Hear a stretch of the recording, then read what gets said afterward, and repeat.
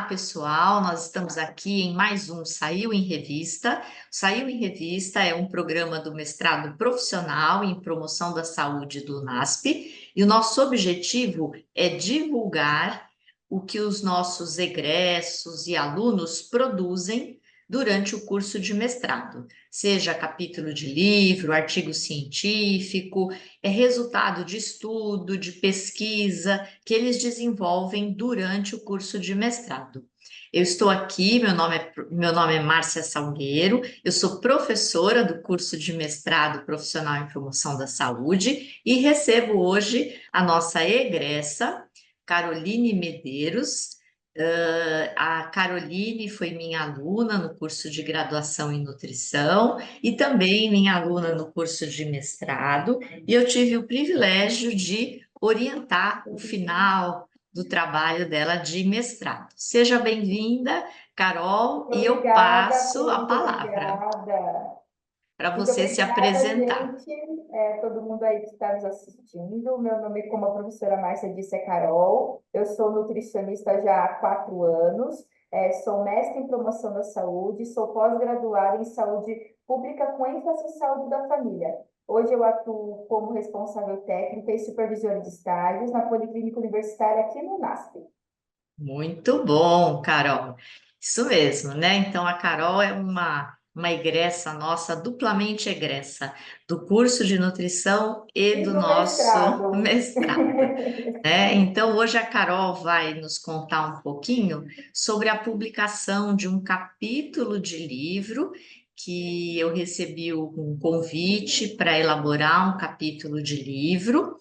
E eu convidei alguns egressos nessa empreitada. E a Carol, ela entrou como a primeira autora nesse capítulo de livro. E o que que isso significa? Significa que nós éramos em 4 autores e a Carol é que liderou a escrita, a organização de todo esse material. Aí eu queria, Carol, que você contasse um pouquinho sobre o assunto, né, desse capítulo de livro, o que que fala, né, esse capítulo. Eu acho que de início é interessante conversar um pouquinho sobre como é a construção de um capítulo de livro, né? Que a gente vê o livro pronto lá, e são muitas, principalmente esses livros que têm o conteúdo mais didático, né? Que não é livro de história, é conteúdo mais didático. Então a gente vê que são muitas mãos que constroem para ter um resultado final científico importante para você, leitor, que está aí com a gente ter uma informação de qualidade, né? Então, são muitas as mãos e noites e dias pensando e estudando e revendo, e mudando e corrigindo para ter esse capítulo pronto. O nosso capítulo no livro, ele se chama Doenças Crônicas Não Transmissíveis, Estratégias para o Cuidado de Saúde. E se você acessar lá, né, no site, você vai poder ver que é o capítulo número 15. Só um pouquinho, desculpa. Eles cortam, né? Tá. Corta, corta. É o capítulo número 15. Então, vamos lá. Eu vou só recomeçar essa parte para eles me interromperam aqui. Então, vamos lá. O nosso capítulo lá no livro, para você, leitor, que quiser acessar e dar uma olhadinha, ele é o capítulo número 15. Ele tem como tema doenças crônicas não transmissíveis, estratégias para cuidado de saúde. E é interessante que esse tema ele é extremamente atual, porque a gente vê no decorrer dos anos um aumento na questão das doenças crônicas não transmissíveis, que seriam aquelas doenças que vêm com o decorrer do tempo e com os maus hábitos da pessoa que tem. Então, ela vai adquirindo, ela não nasceu com isso, ela adquire ao longo da vida. E aí a gente vê no Brasil um grande gasto da saúde pública, um grande gasto de insumos do governo, enfim, da saúde pública em si, com essas doenças. Então, a gente traçou o que a gente precisa fazer, quais são as estratégias para ter o cuidado nesse tipo de doença, da onde elas vêm, quais são os fatores precursores para essas doenças. Então, a gente foi detalhando no capítulo, claro que a gente não consegue abraçar o mundo, né? Abraçar todas as doenças, porque elas são muitas. Mas a gente tratou das principais principalmente daquelas que têm intercorrência direta com os hábitos de saúde da pessoa. Então, por exemplo, a obesidade, que tem intercorrência direta, né, com o fato da alimentação, atividade física e com os hábitos de saúde dessas pessoas. Muito bem, né, Carol? E é uma doença atual, né, que infelizmente acomete aí, né, várias pessoas e não é uma exclusividade do Brasil, né? Todos os Sim, ao países do redor do mundo, mundo, na né, verdade. sejam países desenvolvidos ou países em desenvolvimento, vêm enfrentando, né, essa epidemia, né, da obesidade. E ela entra, né, em alguns momentos como doença, em outros como causa para outras doenças, né? A linha é muito tênue, na verdade, né? Ela se encaixa, ela é os dois ao mesmo tempo, porque além de ser considerada uma doença porque ela causa desordem na sua saúde de uma maneira geral, mas eu sou obesa e eu não tenho nenhum outro tipo de doença recorrente. Tudo bem, mas você tem o sobrepeso da questão óssea do corpo, enfim. Sim, E ela é precursora para outras doenças, então, dislipidemias, até alguns tipos de câncer, enfim, ela sim, é precursora para outras doenças, então ela está nos dois, tanto sim. como fator de risco, como Uma doença propriamente doença, né? em si. E os números, a gente vê no Brasil que teve essa mudança de parâmetro de um país que tinha desnutrição como raiz principal para a obesidade, mas não é um problema isolado do brasileiro, não, gente. É um problema aí mundial e que vem crescendo principalmente com o acesso a alimentos mais gordurosos, alimentos mais industrializados e com acesso também à questão monetária. Enfim, são diversos fatores que levam para a obesidade, né? Sim. E os principais, né, Carol, que a gente estuda realmente é a alimentação e a falta de A atividade atividade física, né? física. Então, são É um, dois fatores. É um fator muito interessante também a atividade física, porque quando a gente olha para os nossos antepassados, nossos pais, nossos avós, não havia tantos casos de obesidade assim tão alarmantes como são hoje, devido também muito ao fato de que era uma vida mais movimentada. Então, eles trabalhavam na roça, eles não tinham carro, eles tinham que andar para ir nos lugares, eles tinham que ir lá na roça fazer as coisas. E hoje, a nossa vida mais moderna, a gente trabalha o quê? Mais sentado, a gente usa carro, a gente usa ônibus, a gente usa, né? Aqui em São Paulo, propriamente dito, a gente usa metrô. Então, é uma Sim, vida menos movimentada do que era há alguns anos atrás. Isso faz com que haja um menor gasto calórico, e aí, juntando isso ao maior insumo, né, consumo de alimentos, então vai tudo agregando. De pouquinho em pouquinho vai tudo agregando para que tenha um aumento da prevalência do peso. E aí a gente vê também, muitas vezes, em pessoas cada vez mais jovens, né? Que sim, vai tendo esse aumento do peso e, consequentemente, aumento das dificuldades em relação a isso. perfeito. E quais itens no capítulo, né, nós descrevemos, Carol? Tem alimentação, a gente fala de atividade física, acho que a gente também traz o Falou tabagismo. tabagismo, a Uhum. obesidade, trabalhamos o consumo excessivo de álcool e Álcool. a parte da rede de atenção à saúde de pessoas com doenças crônicas não transmissíveis. É interessante detalhar para o pessoal que a gente trabalha com dados científicos mais recentes que a gente tem. Então, Uhum. ou a gente trabalhou com o Vigitel, que é o órgão de pesquisa, né, o estudo que faz a pesquisa de vigilância dessas doenças crônicas e de fatores de risco por telefone. Uhum. E os dados mais atuais que a gente tem é do ano de 2023. Se eu não me engano, de Sim, 2024 ainda não saiu, né? sim, isso mesmo. 2023. Então, a gente abordou os mesmos pontos que eles abordam lá, porque é onde a gente tem dados. Uhum. Então, alimentação, que eles fazem essa vigilância, a parte do tabagismo, parte de consumo de álcool, falta de atividade física e a Uhum. prevalência do excesso de peso e da obesidade, que é o que eles fazem lá. Então, a gente utilizou desses prescritores, desses fatores, para também fazer a construção do capítulo. E a gente trouxe um pouquinho da rede de atenção à saúde dessas pessoas, Uhum. porque é aonde a gente vai encontrar funcionar. Então, na parte de saúde pública, o primeiro impacto de atuação é na saúde primária. Então, é na Sim. rede de atenção. Se essa pessoa já tem um fator de risco para certas doenças, aonde que eu vou encontrá-la? Eu vou encontrar lá no serviço de atenção à saúde. E aí, consequentemente, ela vai utilizar os pontos disponíveis para ela. E aí que a gente trouxe um pouquinho de escrito, como é esse atendimento, quais são os programas disponíveis para atender essas pessoas, um pouquinho bem rápido do histórico, do que é e do que está Uhum, acontecendo hoje na saúde pública atualmente, lembrando que sempre com os dados mais atuais que a gente tem, disponíveis sim. para saber o que está acontecendo na hora de atender essa pessoa lá no serviço de saúde. Ótimo, Carol. Carol, nós estamos caminhando para o final, né, da nossa entrevista e eu queria que você contasse um pouco, né? Primeiro, há quanto tempo que você terminou o mestrado aqui com a gente?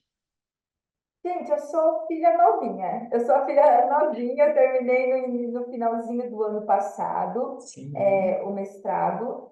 Foi um caminho, eu falo que, gente, não é um caminho fácil, mas é um caminho gratificante.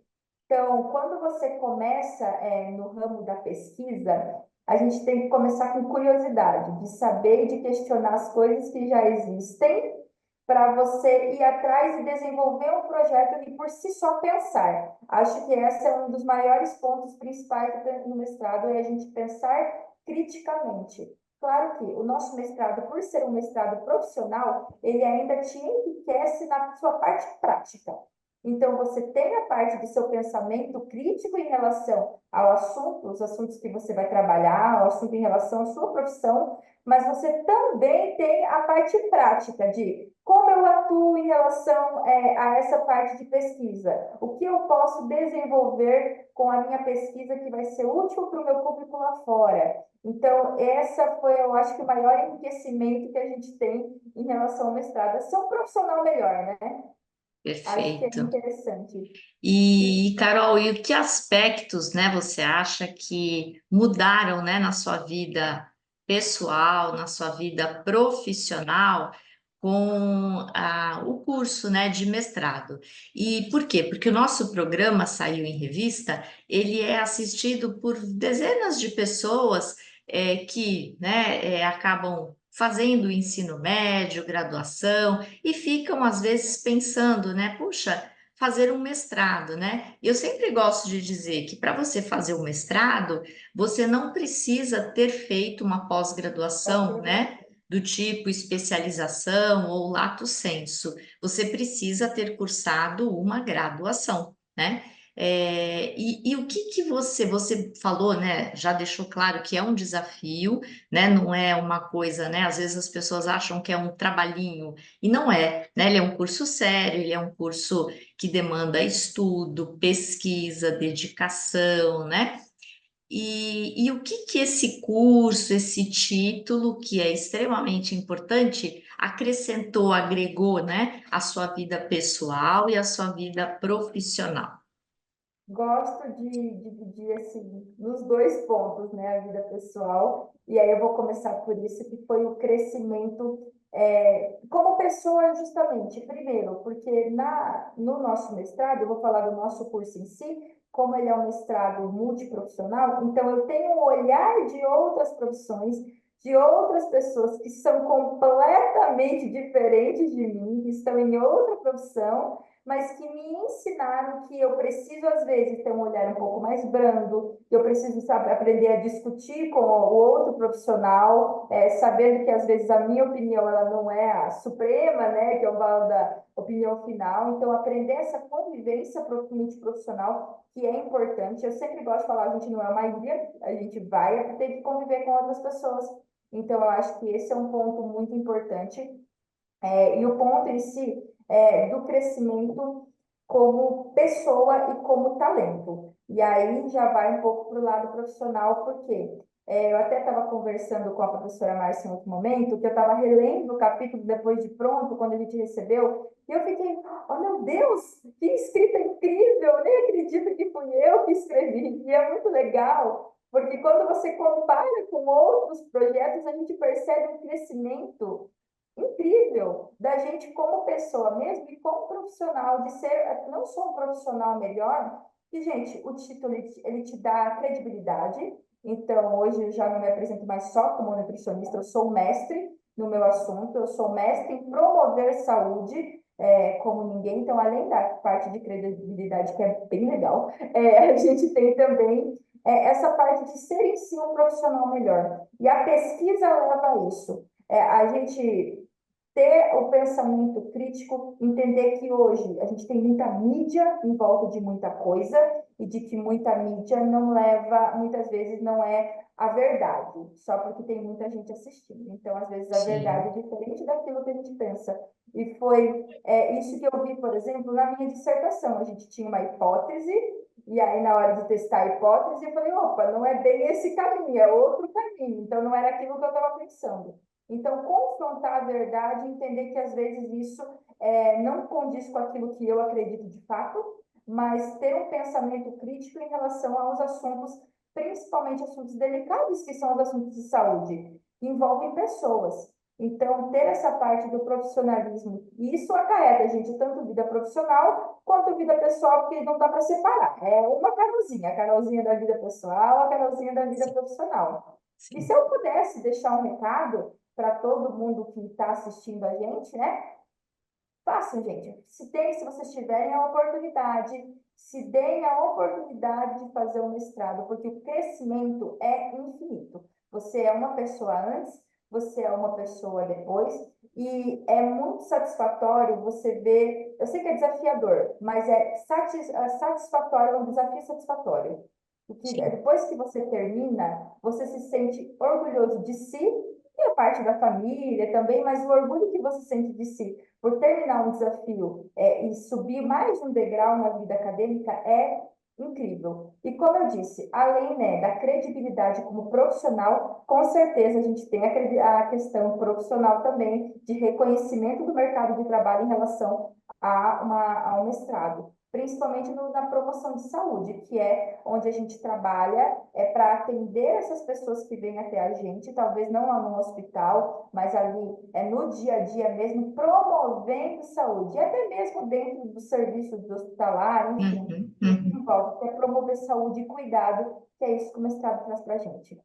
Muito bom, Carol. É muito gratificante também, né, para mim, que sou professora, que, né, tive o privilégio de ter você na graduação, no mestrado, a gente reconhecer, né, todo esse crescimento profissional, né? Então, realmente é um privilégio, dá até uma emoção de ouvir aí a sua fala. Ai, É, obrigada.